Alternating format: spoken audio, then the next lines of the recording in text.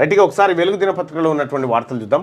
భగవద్గీతకు UNESCO గుర్తింపు, భరతముని రాసిన నాట్యశాస్త్రానికి చోటు, దేశ తాత్విక కళాత్మక వారసత్వానికి అంతర్జాతీయ స్థాయిలో గౌరవం, ప్రతి భారతీయుడు గర్వించదగ్గ విషయమన్న ప్రధాని మోడీ అంటూ ఒక వార్త. అయితే వాస్తవానికి భగవద్గీత ఏది మతానికి కాదు చోటు, అందులో ఉన్నటువంటి ఆధ్యాత్మిక అంశానికి చోటు కల్పించింది.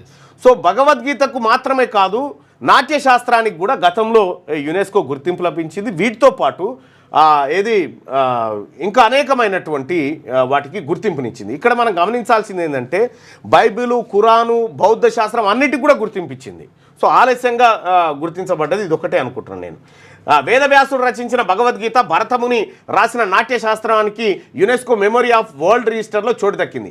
దేశ సాంస్కృతిక తాత్విక కళాత్మక వారసత్వానికి అంతర్జాతీయ స్థాయిలో గౌరవం. దేశ సాంస్కృతిక తాత్విక కళాత్మక, మతాత్మక కాదు. ఇప్పటి వరకు యునెస్కో మెమరీ ఆఫ్ వరల్డ్ రిజిస్టర్లో ఇండియా తరఫు నుంచి మొత్తం 14 ఎంట్రీలు ఉన్నాయి. ఈ విషయాన్ని కల్చరల్ టూరిజం శాఖ మంత్రి గజేంద్ర సింగ్ షెకావత్ ప్రకటించారు.